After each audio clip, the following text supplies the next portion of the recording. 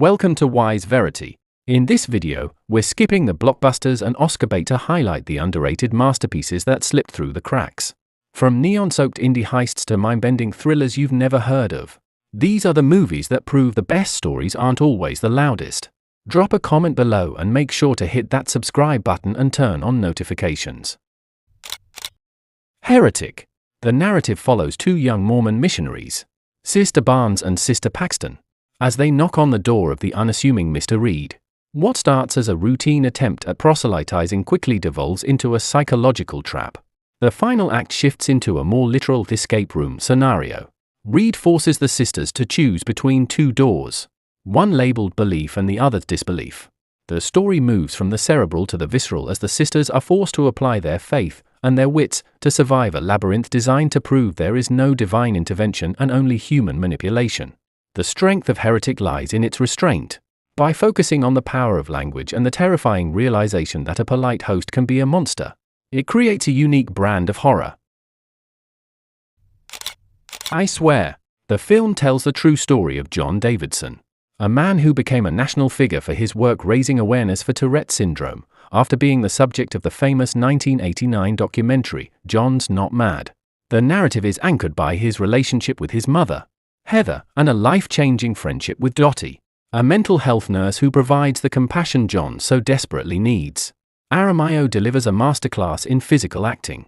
He captures the exhausting nature of Tourette's without ever making it feel like a caricature. I Swear is more than just a medical drama. It's a story about the transformative power of being seen and understood. It's often uncomfortable and heartbreaking, but it ultimately leaves you with a profound sense of respect for Davidson's resilience. Crime 101. The story centers on Mike Davis, a disciplined, non-violent jewel thief who operates by a strict set of rules. His signature move involves heists along the 101 freeway, leaving behind zero forensic evidence. However, his streak is threatened on two fronts. Lou, an investigator who is the only one in the lab convinced these separate robberies are the work of a single mastermind. And Orman, a volatile, younger criminal who begins acting on Mike's territory, bringing the exact kind of chaos and violence Mike avoids. While it executes the one last job trope beautifully, the film doesn't necessarily reinvent the wheel. If you've seen Heat or Thief, some story beats may feel predictable. Crime 101 is a sleek, sun-drenched Los Angeles heist thriller that feels like a love letter to the genre's golden era. Love Lies Bleeding. Set in 1989, the story follows Lou, a reclusive gym manager stuck in a dead-end town in New Mexico, hiding from her father's criminal shadow. Her world is upended when Jackie, an aspiring bodybuilder on her way to a competition in Las Vegas, rolls into town. What starts as an intense, whirlwind romance quickly descends into a spiral of violence, fueled by family trauma and a generous helping of illegal steroids. Kristen Stewart delivers one of her most grounded, gritty performances as the weary Lou. However, Katie O'Brien is the revelation here. She captures Jackie's transition from a hopeful dreamer to a chemically altered force of nature with terrifying physical and emotional range. The film uses the literal growth of muscles as a metaphor for the swelling of ego and the loss of control. Rebel Ridge. Terry Richmond is cycling into the town of Shelby Springs to post bail for his cousin, Mike. He's carrying $36,000 in cash, all legal, all documented. Within minutes, Terry is rammed by a patrol car and detained. The local police, led by the charismatic but corrupt Chief Sandy Byrne, use civil asset forfeiture to seize his money without charging him with a crime.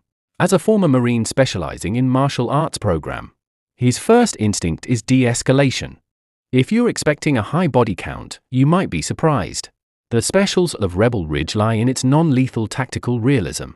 Terry doesn't want to kill the officers. He wants to dismantle their ability to fight. Marmalade. The film follows Baron, a soft-spoken, long-haired, small-towner who finds himself in a prison cell after a bank robbery gone wrong. To survive his incarceration and plot an escape, he begins regaling his cellmate Otis with the story of how he got there. Marmalade, who is a chaotic, pink-haired firebrand who crashes into Baron's life just as he hits rock bottom.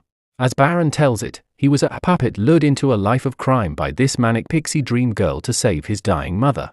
Marmalade is a vibrant, neon-soaked crime caper that functions like a cinematic sleight of hand. While it initially masquerades as a derivative Bonnie and Clyde riff, it eventually reveals itself to be a much more calculated and twisty narrative. Don't forget to subscribe the channel and check out more videos.